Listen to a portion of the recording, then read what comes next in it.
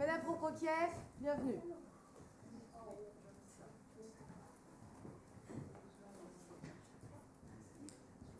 Bienvenue, je vous en prie, installez-vous, chers collègues.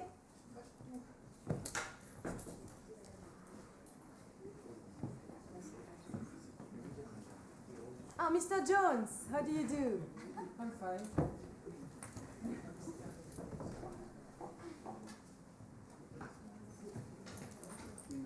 Est-ce que monsieur et madame Van Beethoven sont arrivés? Oui? Yes.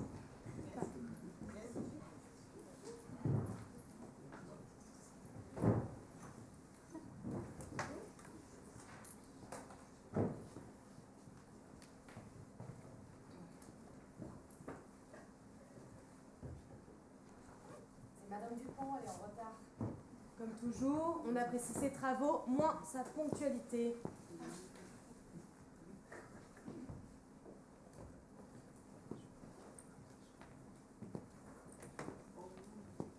Allez, Madame Dupont, elle arrive. Parfait.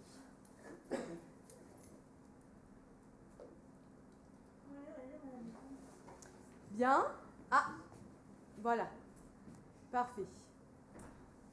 Eh bien, je pense que nous sommes à présent au complet. Nous allons pouvoir commencer cette conférence. Je vous en prie. Madame Makato, installez-vous. Bien.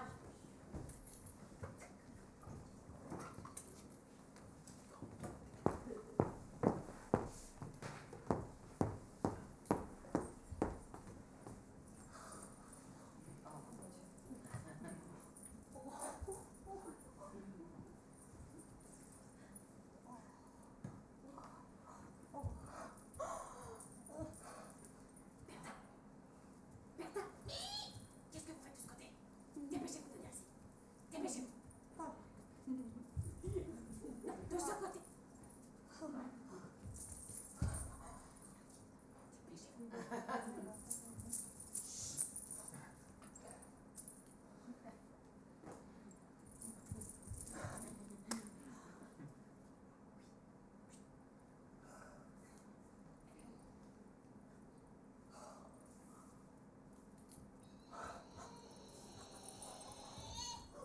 On a été très clairs sur la recommencer.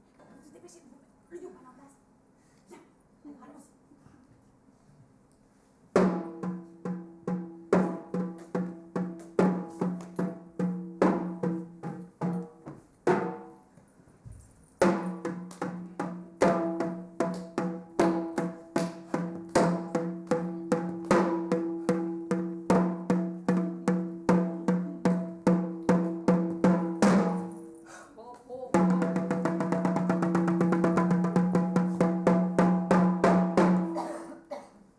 Mesdames et messieurs, mes chers collègues, bienvenue à la conférence.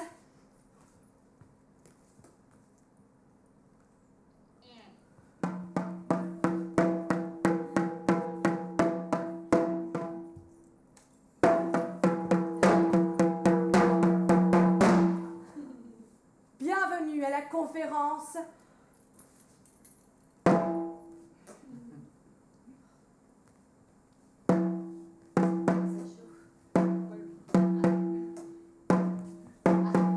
Les fabuleuses et extraordinaires découvertes de Madame Solange de Boisset. Moi-même. Je sais, mes chers collègues, que vous êtes impatients de découvrir la créature au bâtard, aux vertus. Ce sera tout pour le Yumbala, je vous remercie, vous pouvez le ranger.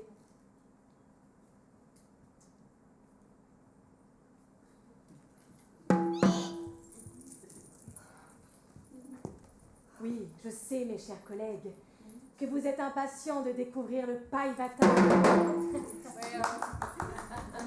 aux vertus inestimables. Mais tout d'abord,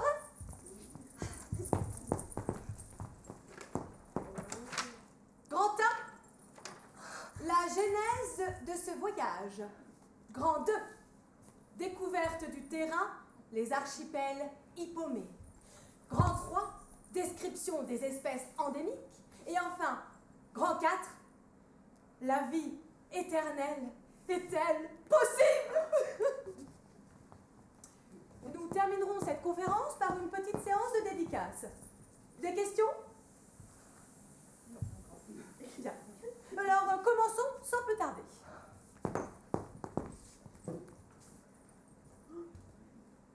Je suis crypto-anthropologue, c'est-à-dire spécialisée dans la recherche et la véracité multiple de mythes et légendes ancestraux.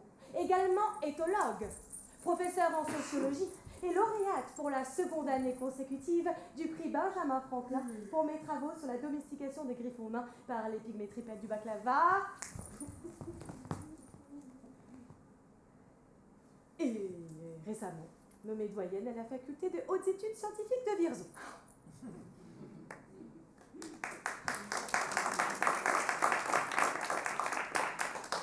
Vous connaissez tous mon époux, Henri de Boissec,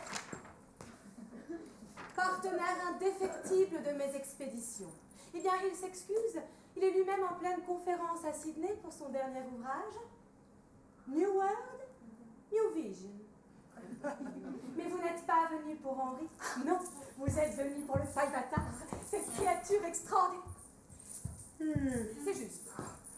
J'oubliais de vous présenter Bertha, qui m'assistera tout au long de cette conférence.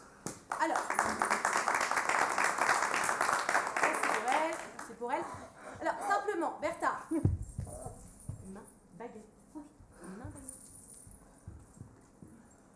baguette.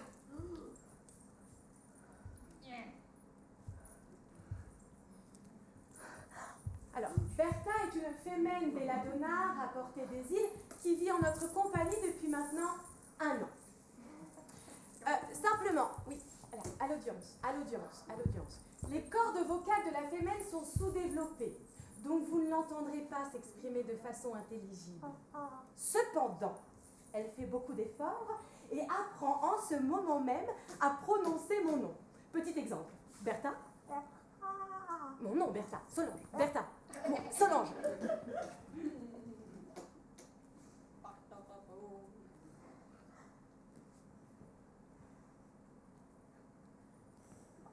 fort, c'est moi, on ne vous entend pas. Allez.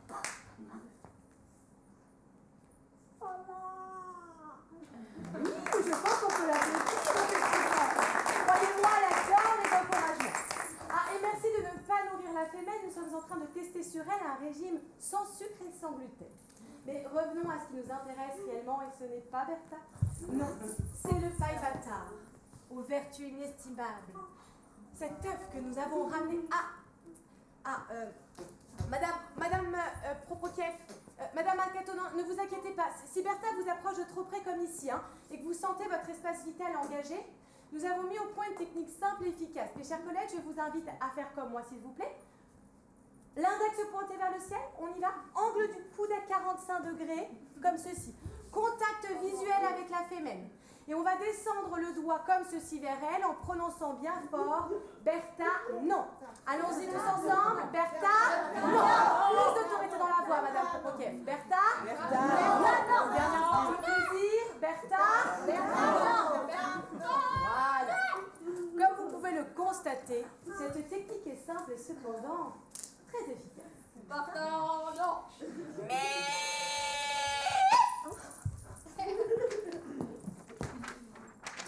Je vous parlais du Paivatar. Cette créature aux vertus inestimables est la seule espèce qui soit immortelle. Ses propriétés ont la capacité de régénérer ses tissus à l'infini. Mais alors, si nous pouvions intégrer ces propriétés au génome humain, deviendrions-nous immortels? Vous attendez cette réponse depuis des mois, mais c'est seulement ce mardi que le monde scientifique publiait cet article.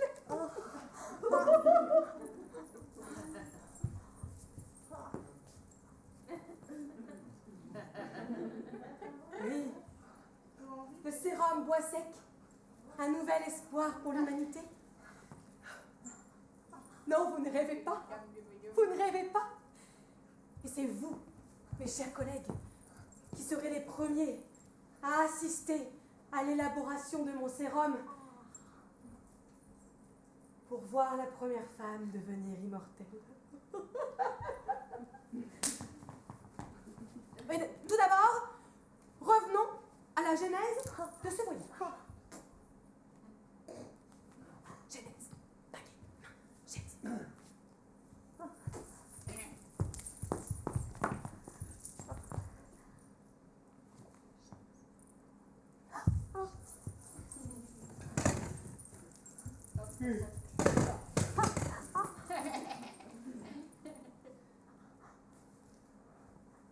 Nous connaissons tous la fameuse légende du Païvatar, plus connue que le phénix, le griffon ou la licorne. D'après les récits des vieillards et des textes anciens, c'est la fourrure du Païvatar qui lui permet la vie éternelle. Mais alors, ce cryptide existe-t-il vraiment?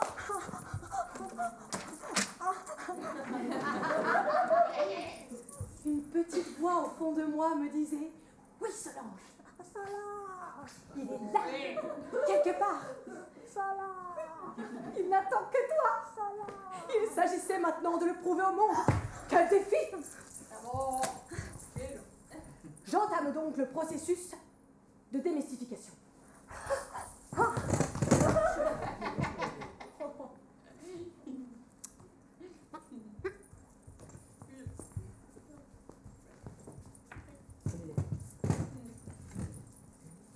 Alors, grâce à des...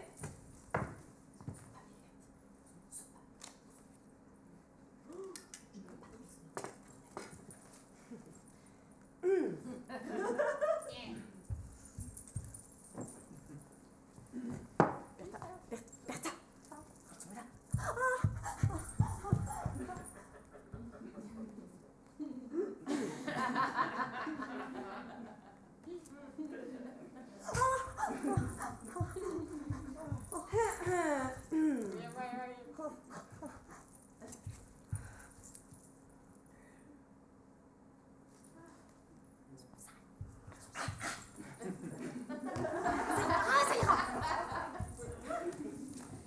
bien. Oui, grâce à des dizaines de documents, de croquis souvent contradictoires, d'articles venant du monde entier et de schémas optiques, nous avons établi plusieurs fois. Premier point, Bertha, le premier point.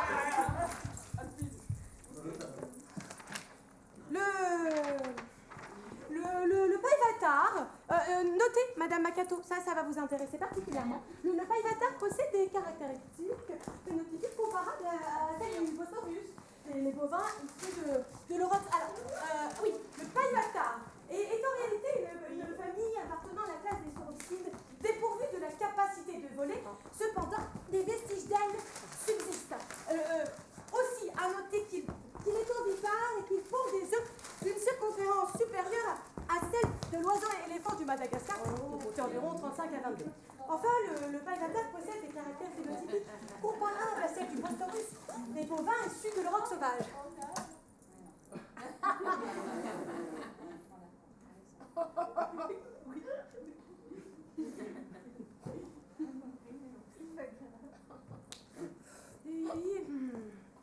Ayons désormais une idée précise de ce que nous convoitions. La question était simple. Païvatar? Mais où te chercher? Et en 1919, je mets la main sur un article du professeur Albert Kontmans. Cet éminent éthologue raconte avoir aperçu, près des terres Macarios, une étrange créature. Sa description de l'animal correspond parfaitement. Je vous supplie, vous disparaissez, je ne veux plus vous voir. Plus vous voir. Reprenons, mes chers collègues. Où en étais-je? La géolocalisation, oui, du professeur Albert Kontmans, hein, bien entendu. Madame Prokofiev, vous suivez au premier rang, je vous remercie. Eh bien, sa description de l'animal correspond parfaitement à mes propres recherches. Je vous laisse lire l'article du professeur Albert... Bertha.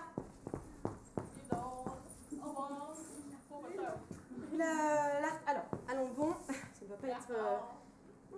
alors, Là, pourquoi ça ne fonctionne plus? Là, peut-être un doute. Non. Mr. Jones, I know you grandfather knew him perfectly well.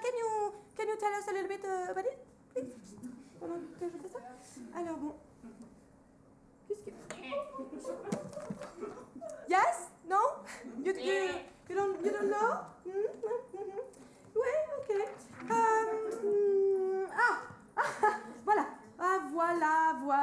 Voilà. Il s'agissait simplement d'un petit peu d'expérience. Je vous laisse lire l'article du professeur Albert Courtmines.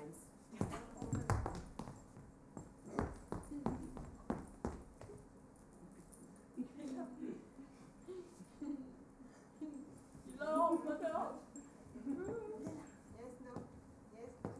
Yes, go.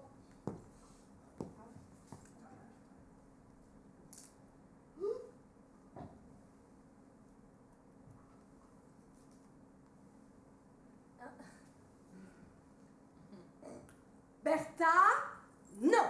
No.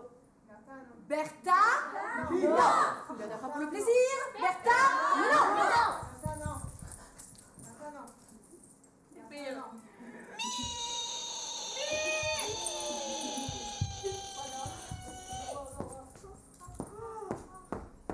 Alors que ce soit bien clair. Vous me mettez dans une position. Je vous arrache votre bleu de prochaine. Est-ce que c'est clair? Vous allez me reprendre tout de suite. Dépêchez-vous. On passe au grand.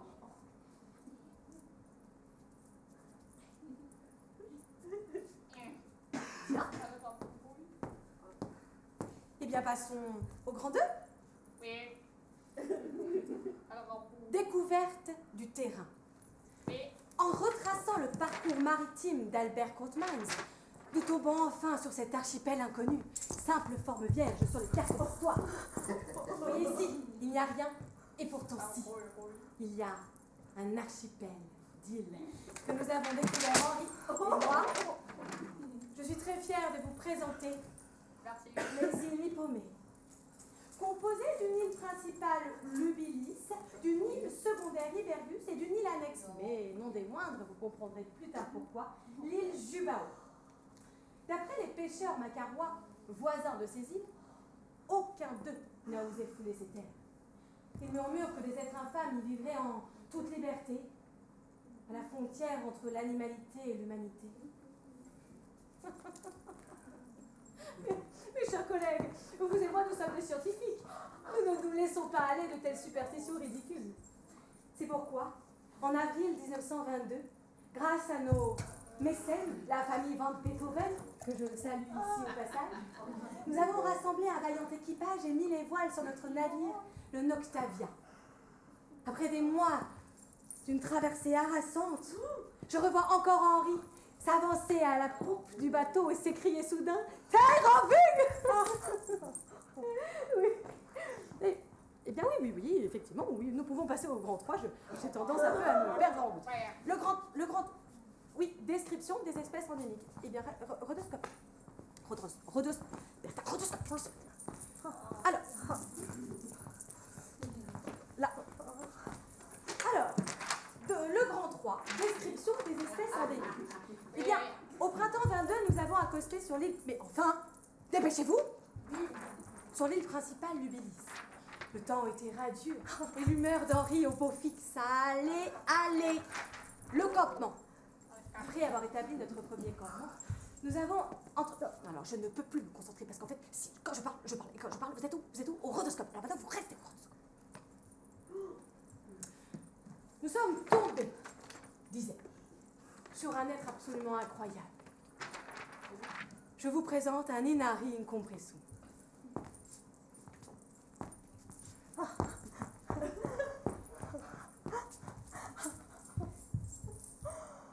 Des récepteurs photosensibles répartis sur l'ensemble du corps de l'Inari lui permettent d'emmagasiner de l'énergie lumineuse en journée et d'utiliser cette chaleur pour se ressourcer. Aussi n'a-t-il nul besoin de dormir. Vous vous rendez compte? Cette découverte va révolutionner nos modes de vie contemporains quand nous parviendrons à comprendre comment l'Inari utilise la lumière en force réparatrice et surtout comment je pourrais exploiter cette idée? Alors, une élaboration est en cours de recherche. Comme vous pouvez le constater, c'est un travail en cours. Une autre particularité que montre très bien cette photographie prise par Edmond Gérard, c'est votre moment, c'est celui que vous préférez. Oui, oui, oui. Lina peut, s'il se sent menacé, devenir translucide. Aussi l'avons-nous vu disparaître sous nos yeux.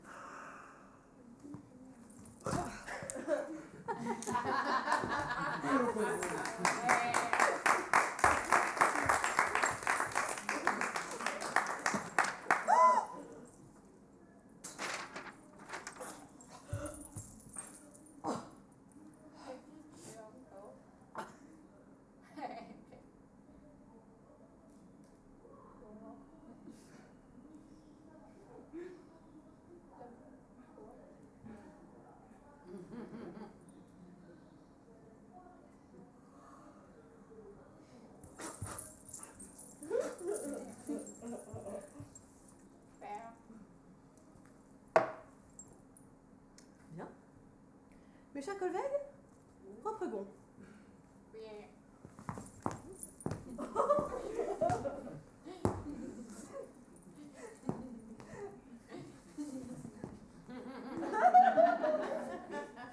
Voici. Il y a bien une auréole quasi divine. Ah, Madame Macchiato, ceci va vous intéresser. Il y a... Elles sont bien à base de glandes surinales. Mais avec une tendance batraque.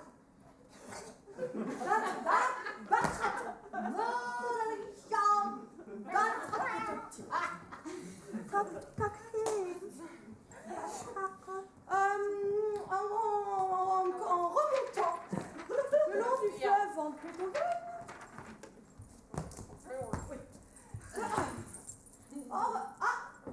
Ah oui.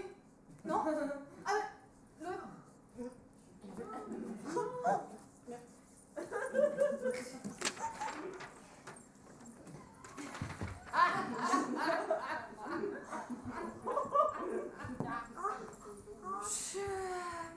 Que se passe-t-il? Henri et moi avons aperçu cette forme féminine aux oreilles proéminentes, certainement une spéciation directe du lapin.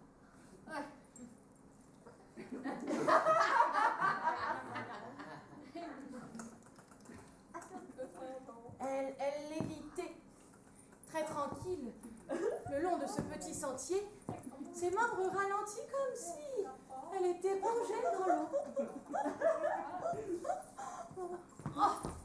Cette lapine émet des ondes télémagnétiques ayant un effet perturbateur sur le cerveau humain. Son champ télémagnétique permettrait la perturbation.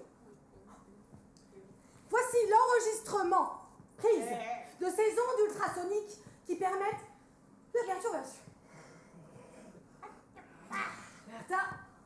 Mise en place du protocole de prévention.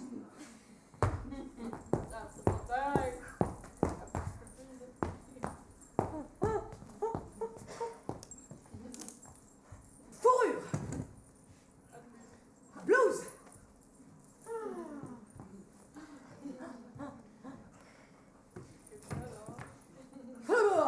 Gomme à palex droit.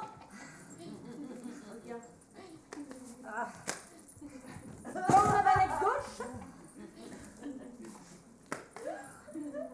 Lunettes à ondes systoniques.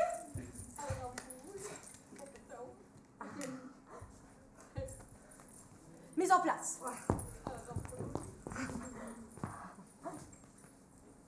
Désaffection.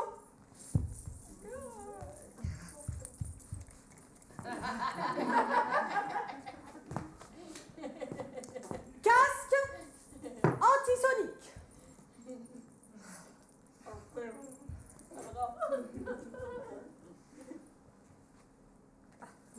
Mes chers collègues, je vous invite à faire comme moi.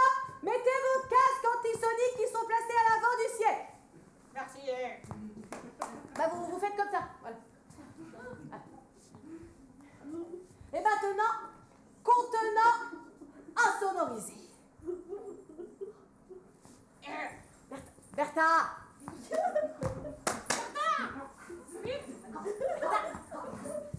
Contenant. Contenant. À l'intérieur se trouve le champ de la lapine. Je vous demanderai de bien garder vos casques antisoniques durant la démonstration. Voici devant vous un spécimen.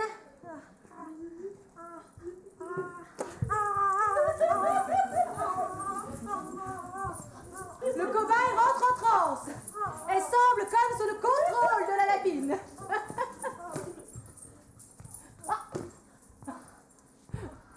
Édifiant.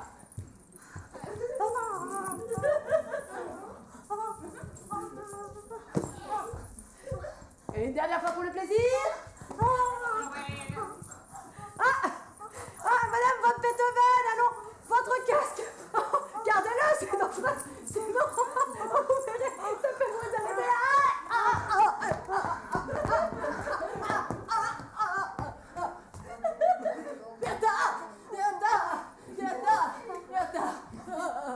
Bertha, s'il vous plaît.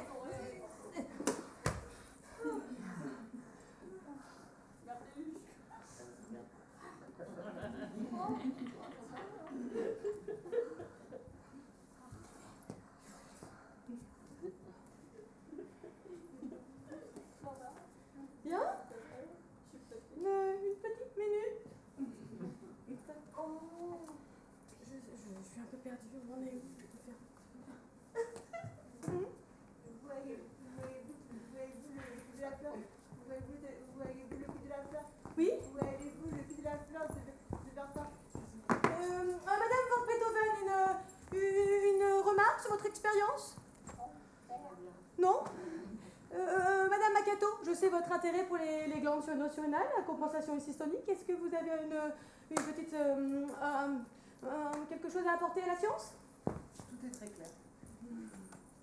Non, vous avez été très clair.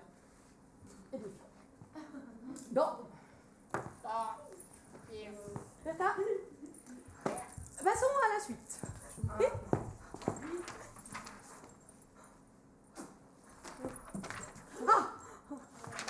Ah oui.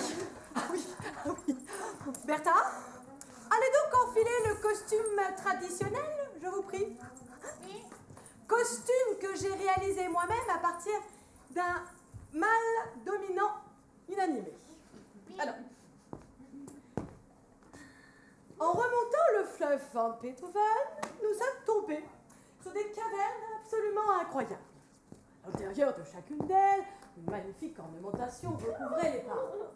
Mesdames et messieurs, je vous présente. Mesdames et messieurs, je vous présente. Je vous présente un chichi pourpre, ou chichi à grande gueule, hein, à ne pas confondre avec son cousin andin, le chichi à épinette. À la belle saison, on peut voir des convois de chichi mâles s'organiser entre eux pour séduire la femelle. Le mâle s'avance fièrement vers la femelle et entame son chant prénuptial. La femelle envoûtée ouvre son cloaque principal et commence à pousser un petit son intrapélvien.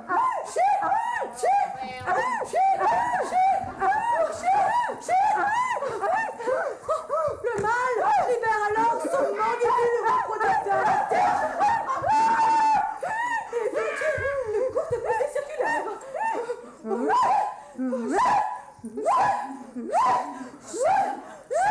La femelle s'achève. Lorsque le mâle se referme, gardant en son sein un mandibule reproducteur.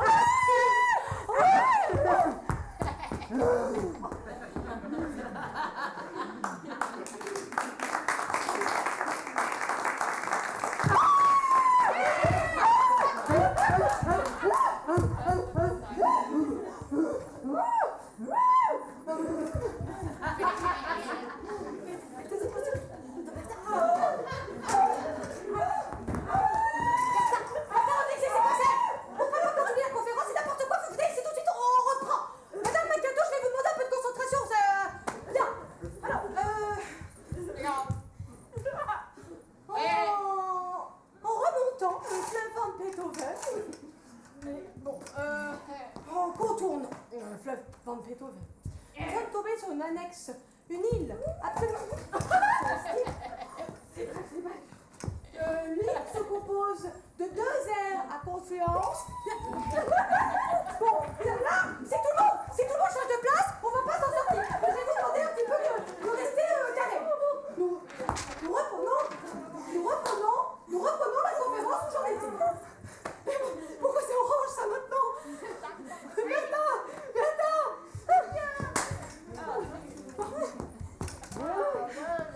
L'île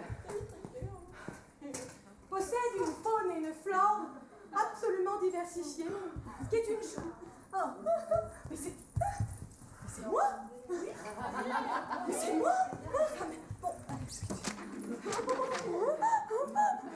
À savoir que 2 collines, principalement disposées, peuvent... Oh, ma collection privée! Pétard de bêta, j'ai compris. Oh, j'ai compris, c'est vous qui faites ça. Bon, Bertha, vous allez voir ce que vous allez voir. Ça suffit de me ficher la paix. Alors là, moi, je suis pas d'accord. Quoi? Qu'est-ce qu'il y a encore? Oh, là! Rondina, cantona dissonance. Le 26 avril, alors que j'étais en barque, tenez, Rami. Attention à la houle!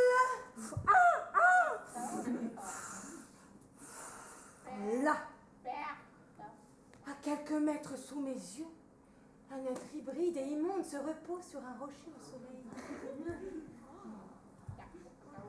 Mesdames et messieurs, les troyons, observation, réflexion, action.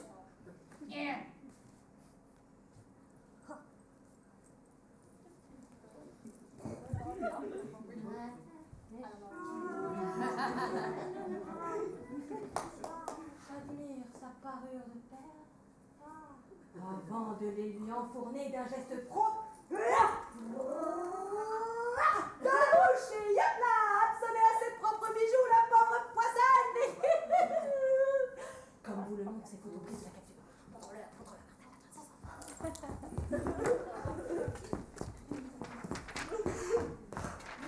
Vous avez vu? Tout est dans le mouvement du coude. Et la 36B, la 36B. Regardez, monsieur Van Beethoven. Ha.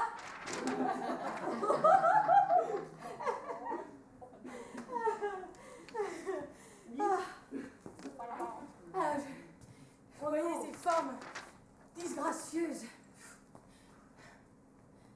Ben, pourquoi j'ai encore les gants de ma padex? Retirez-les. Oui. Malgré tous mes efforts, la demi-poissonne ne montre aucun signe d'éducation potentielle. C'est malheureux, complètement inutile, j'ai dû en faire don à la fondation Van Beethoven et à son magnifique jardin zoologique. Je sais pourtant que mes méthodes pédagogiques font merveille. J'en ai pour preuve mon assistant Bertha.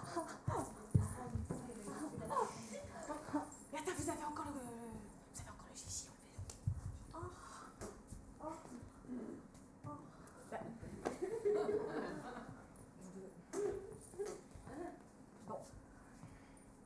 Bon, permettez. Voilà. J'en ai pour preuve mon assistante Bertha.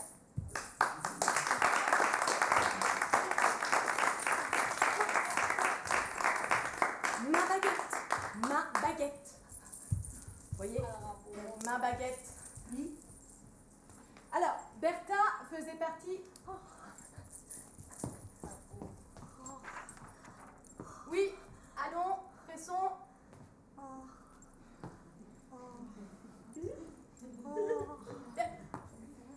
Non, Bertha.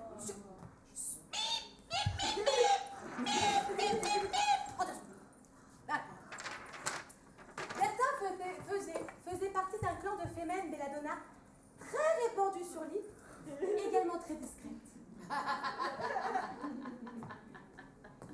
Dans son milieu naturel, la femelle n'a pas de blouse. Non. Elle n'a pas non plus de talons. Et elle vit la crinière au vent.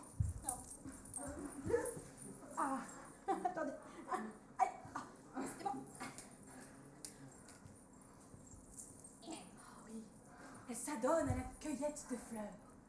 Oh! Une fleur dans les sous-bois? Une fleur dans les rochers? Ah, elle les monte ensuite en parure, pour une raison que j'ignore encore aujourd'hui. Oh, la fémène est agile et gracieuse. Oh. Elles font des bonds de plusieurs mètres sur les rochers. Attendez, j'arrive. Comme ça? Oui, ça là.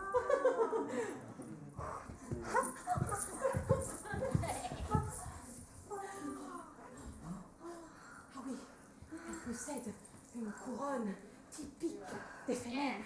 Attendez, j'arrive. Ah oui,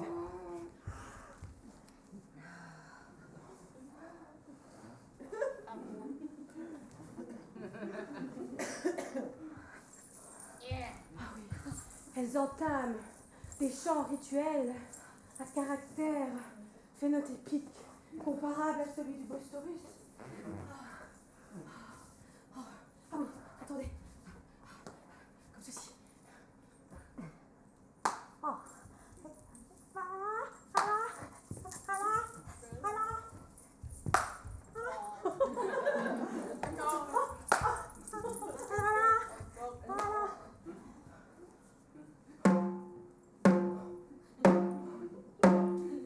Fémènes se retrouvent une fois l'an pour célébrer leur individualité. Oui, allez-y, vous aussi, vous pouvez être fémène.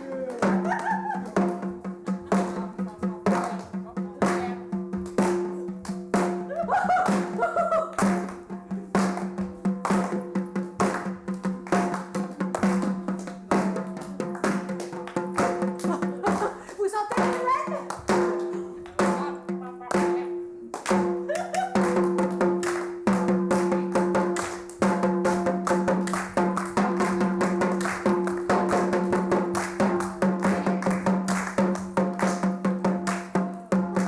Oh, attendez, on essayer ça aussi.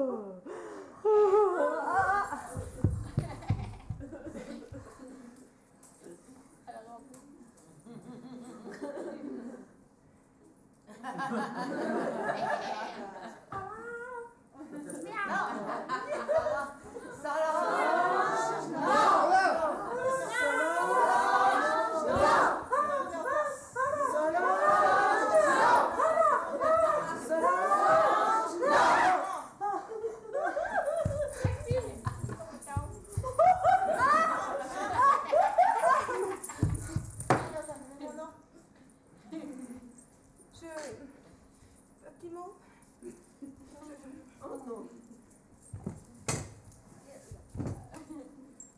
Oh non. Bon. Merci.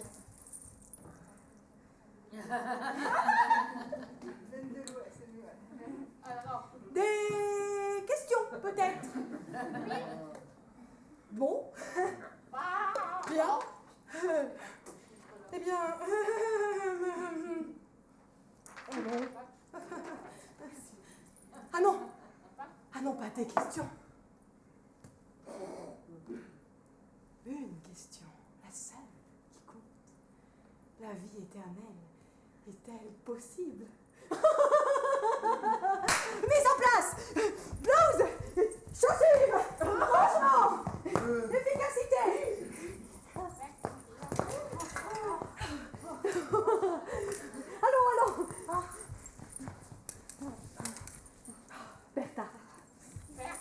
le moment.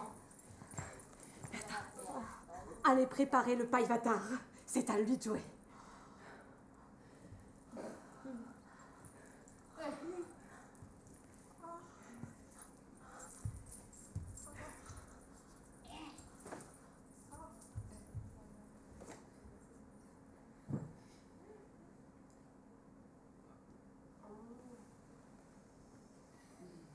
Je suis seule. Ce jour-là, sur l'île Jubao. Mon esprit, mon équipe, malade et fatiguée, a rejoint le navire. Mais pas moi. Non. Je n'allais pas abandonner. Pas après tant d'années de sacrifices. Il me faut trouver le paille-vatar. Alors, j'ai suivi mon instinct et flairé 3 griffes dans le sable. Il n'est des fixes. Paille-vatar est là, quelque part. Il n'attend que moi. Les 3 ions, mesdames et messieurs. Observation, cette empreinte près d'une rivière. Réflexion, l'animal doit venir s'y abreuver régulièrement. Action, le camouflage et l'attente.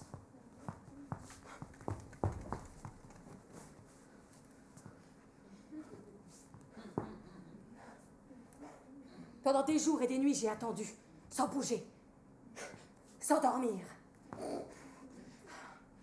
Et là, soudain, un matin, à l'aube, le paille-vatar est là. Il est en train de boire à la rivière. Il existe. Il se redresse, s'ébroue et s'éloigne. Je le suis à travers la végétation hostile. L'un de mes bas se déchire et des ronces griffent mon visage, mais je ne sens plus rien. Non, je suis juste fascinée par la beauté de l'animal. Soudain, une clairière. Et au milieu, un nid. Et dans le nid, un œuf. Un œuf, quoi de plus inoffensif. Ça y est, la mère paille-vatar part en quête de nourriture, c'est le moment. Allons-y.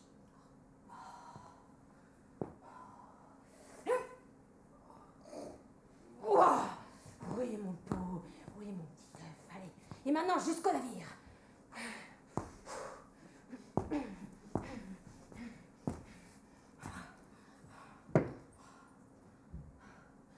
Pendant des semaines et des mois, j'ai attendu. L'œuf ne voulait pas éclore. Allais-je rester les bras croisés devant cette coquille? Moi, Solange de Boissec? Non. J'ai décidé d'agir. Alors,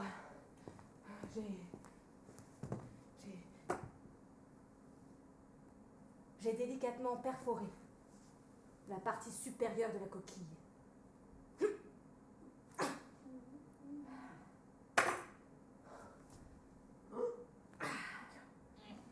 Et j'ai délicatement retiré le prématuré qui montrait des grands signes de faiblesse. Je l'ai placé sous couveuse et assistance respiratoire. Et grâce à mes bons soins, j'ai sauvé mon projet d'une mort certaine. Mesdames et messieurs, voici le paille-vatar!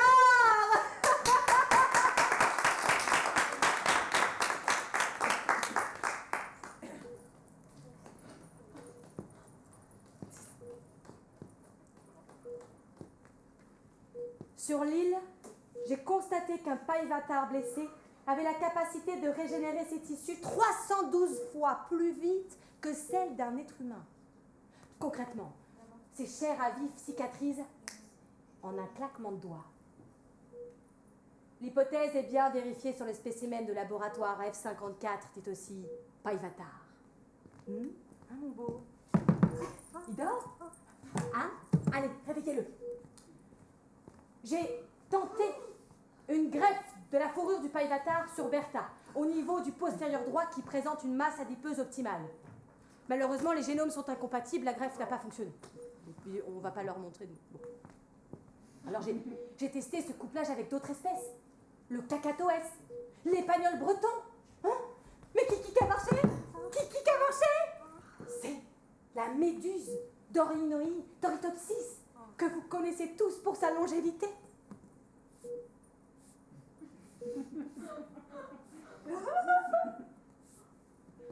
Grâce à la technique des ciseaux moléculaires, j'ai intégré le génome de la méduse à celui du pailletard.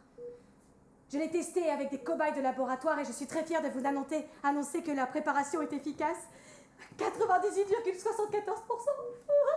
Oui, cette préparation, c'est mon sérum bois sec que je vais élaborer devant vous et que je vais m'injecter. Oui, pour devenir la première femme immortelle. Excitant, non? Bien. Mise en place du protocole. Élaboration du sérum, Bertha. Du sérum bois sec. Du sérum Solange de bois sec, Bertha. Blues.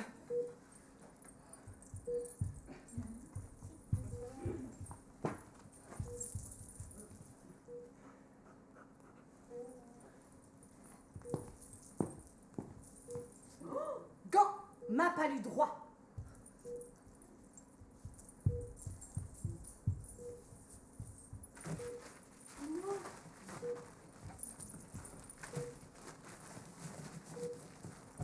Pincette.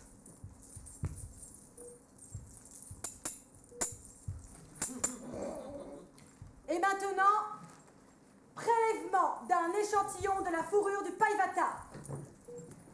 Allez, tout doux, on ne bouge pas, ça va faire un peu mal. Allez!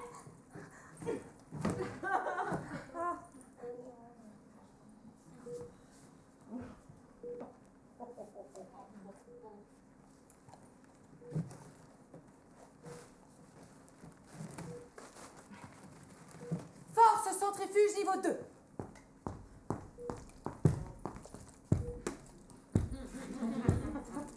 Niveau 4. Reverse. Top. C'est prêt. Récupération du surnageant. Oh non.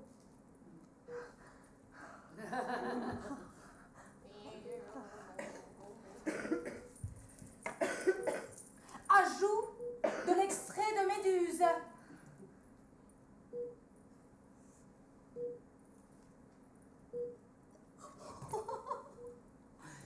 Ajout de la protéine CRISPR-Cas9.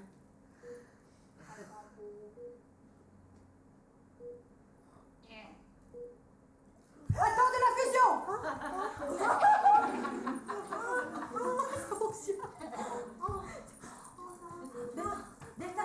Bertha, vous savez quoi, j'ai changé d'avis. Montrez-leur la tentative de greffe.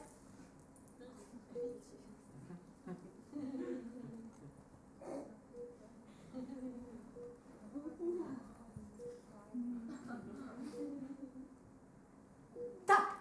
Top. C'est prêt. Contenant.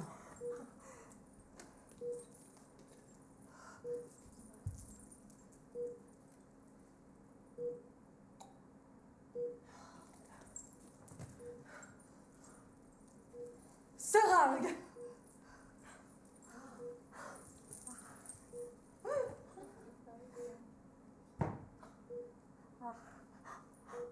voilà, la première seringue d'immortalité. Mise en place du patient zéro.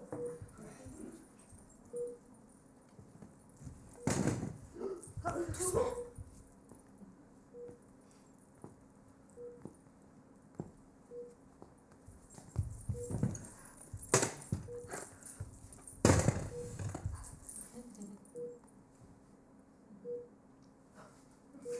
Ça fonctionne. Blues. Collant.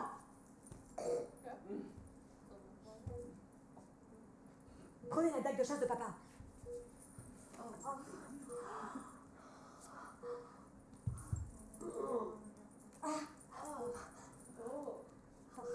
Désinfection.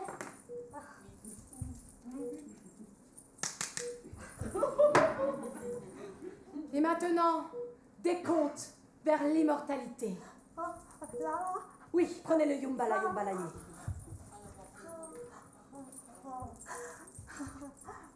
5, 4, 3, 2, 1. Maintenant, la silence!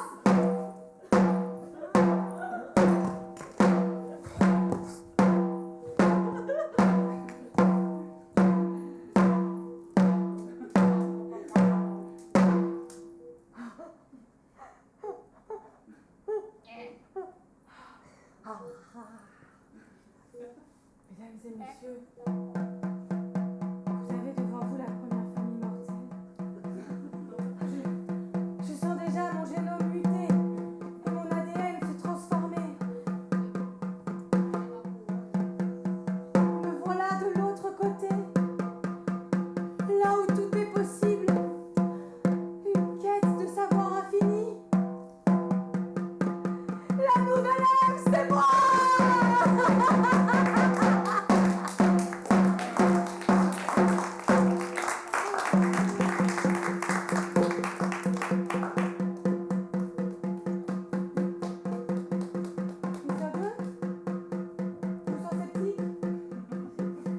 Madame Propoquet, vous ne me croyez pas?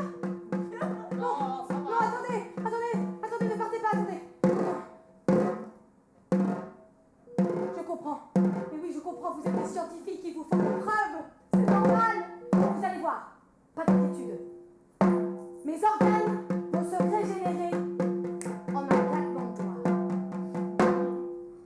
La dague, Bertha.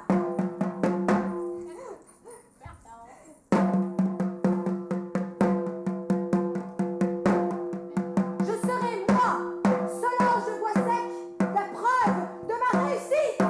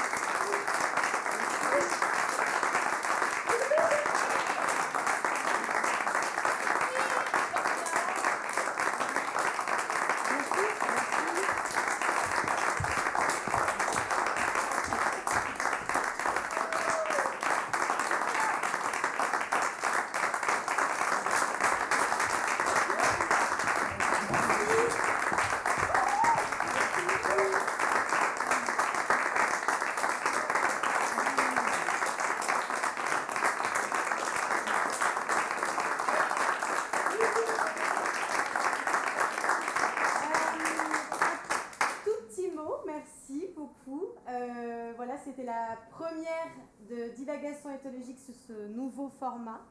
Donc merci, vous êtes notre premier public officiel. Et à nos côtés, il y a Valentine Akaï qui est la scénographe et metteur en scène de ce projet et qui est aussi factrice de masques. Merci. Et Guillaume qui est le régisseur de la compagnie et caméraman ce matin. Voilà. On voulait remercier très très chaleureusement Théâtre Transformation, toute l'équipe, Hélène, Tracy, Margot, pour votre accueil ici dans ces lieux et pour ce festival visuel qui est quand même une super opportunité de se rencontrer et de faire vivre des projets comme ça. Donc merci beaucoup, il y a encore des choses ce soir à 20h, il y a un spectacle avec une comédienne dans la salle.